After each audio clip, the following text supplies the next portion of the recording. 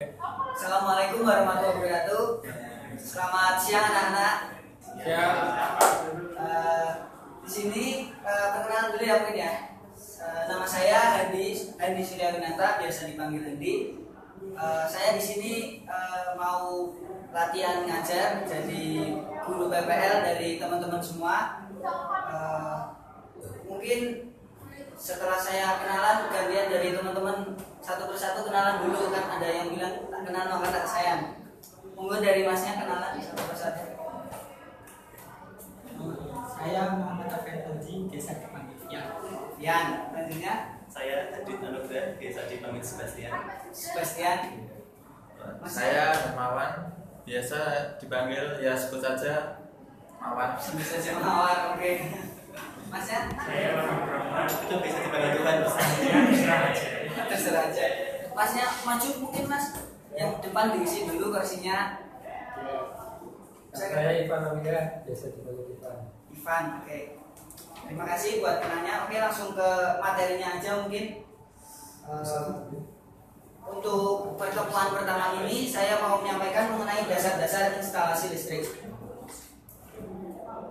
Dapat dilihat di gambar ini merupakan contoh instalasi sederhana listrik, analogi sistemnya di mana ada saklar, baterai, kemudian resisten. Baterai di sini bisa menghasilkan arus yang kemudian dialirkan ke resisten atau bebannya ini dianalogikan sebagai lampu biasanya. Saklar ini untuk menghidup matikan antara arus listriknya. Apabila saklarnya dihubungkan maka arus listrik mampu mengalir sehingga mampu menyalakan lampu. Apabila diputus akan mati.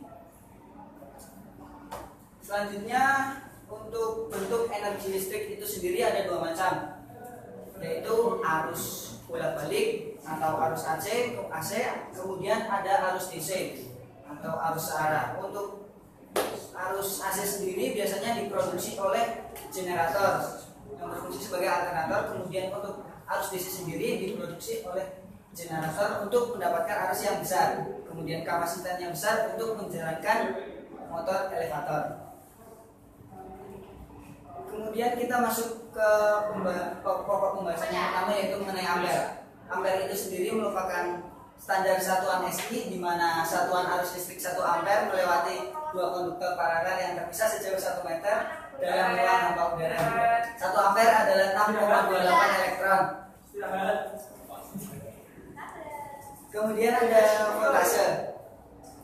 Voltase di sini menyebabkan terjadinya gerakan listrik yang ditimbulkan oleh baterai sehingga lampu mampu menyala. Kemudian yang ketiga ada resistance atau hambatan, seperti yang sudah dijelaskan tadi. Resistance itu bisa berfungsi dianalogikan sebagai lampu untuk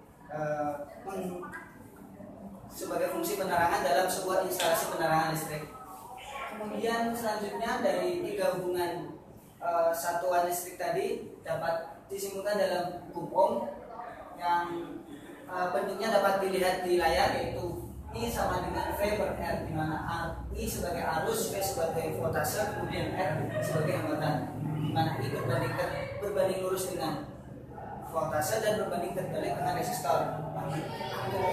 Hukum Ohm ini menyatakan bahwa arus listrik yang mengantar melalui konduktor atau penghantar logam sebanding dengan beda potensial di antara ujung-ujung penghantar sumbu yang konstan. Selanjutnya mengenai daya dan energi. Satuan daya itu sendiri adalah watt, yang selanjutnya disebut sebagai 1 kilowatt. Untuk mencari watt dapat dirumuskan sebagai W sama dengan I kuadrat kali R, atau jika diturunkan dari hukum Ohm bisa juga dicari dengan rumus lain, yaitu W sama dengan V kali I. V sebagai voltase, I sebagai arus. Kemudian sirkuit itu merupakan contoh gambar dari sirkuit instalasi. Dapat dilihat ada gambar perspektifnya, kemudian skematik dan arsitektural. Kemudian kita masuk ke instalasinya, yaitu mengenai pentanahan.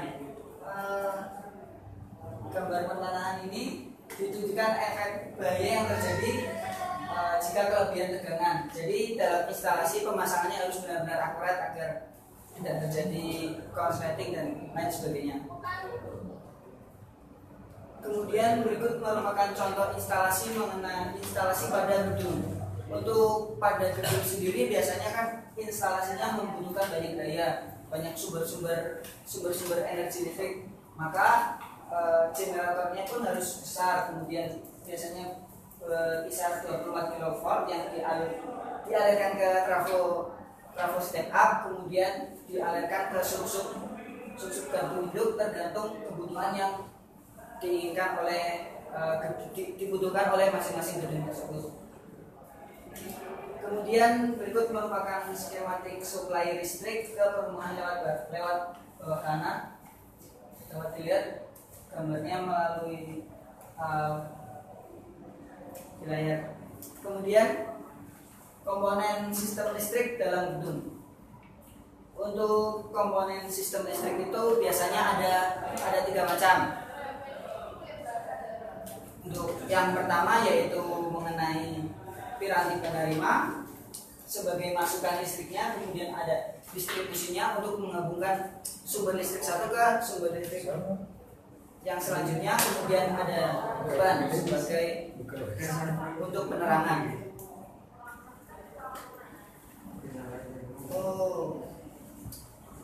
Oke.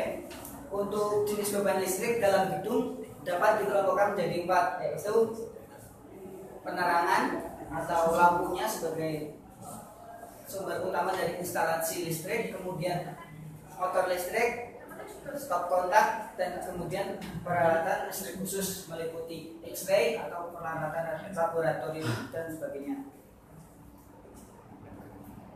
Kemudian berikut merupakan gambar dari blok diagram sistem listrik bangunan. Dapat dilihat ada dari gardu transformer, kemudian switch utama yang dihubungkan oleh sekondari service konduktor, ada feedernya, dan kemudian pada akhirnya nanti berfungsi sebagai penerangan, lampu penerangan.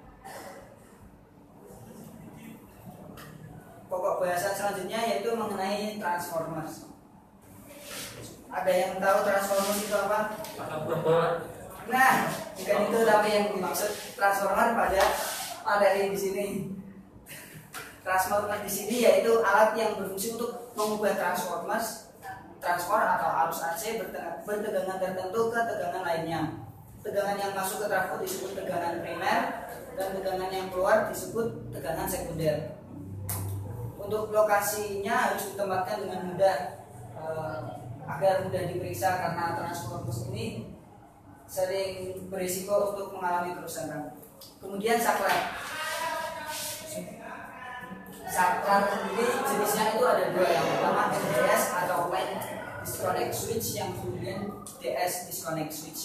Untuk yang pertama mengenai MDS yaitu saklar pertama dalam bangunan yang berfungsi sebagai gerbang utama penerima suplai listrik.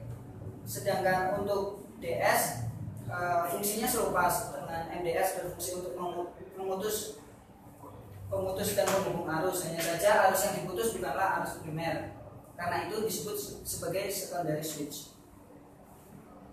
Untuk switch ada beraneka ragam, dapat dilihat yaitu yang berfungsi sebagai kemampuan penahanan arus listriknya seperti saklar tipe pisau, saklar beban, saklar motor, dan lain sebagainya. Kemudian sekring. Sekring itu sendiri merupakan alat yang berhubungan langsung dengan DS atau direct switch tadi, yang fungsinya merupakan sebagai alat pelindung pencegah terjadinya kelebihan arus yang dapat berupa sekring atau CB.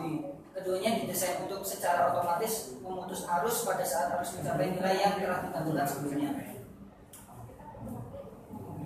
Kemudian berikut merupakan blok diagram panel tipikal. Blok diagram panel tipikal dapat dilihat di layar, yang sebelahnya yaitu panel sebagai pembagi terakhir. Ada switch utama, kemudian dibagi-bagi oleh tergantung kebutuhannya oleh feeder yang bisa diputus hubungan oleh saklar. Kemudian masuk ke konduktor. Untuk konduktor itu sendiri merupakan bahan yang paling banyak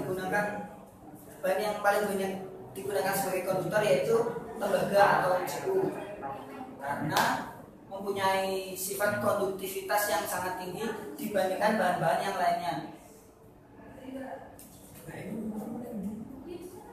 Ukuran penampang konduktor menentukan besarnya arus yang diizinkan melewati konduktor tersebut. Kapasitas arus maksimum yang diizinkan melewati suatu jenis konduktor disebut ampasiti, yang merupakan gabungan kata ampere dan kapasiti. Nah, ini selanjutnya itu ada jenis kabel yang biasa dipakai dalam bangunan. Ada kabel NGA atau thermoplastic insulated single core cable, kemudian kabel NYM, NYY, dan terakhir kabel NYFGY. Semuanya mempunyai fungsi dan manfaat lainnya yang bisa dipasang sesuai dengan kebutuhan masing-masing. Kemudian berikut merupakan generator pembangkit daya.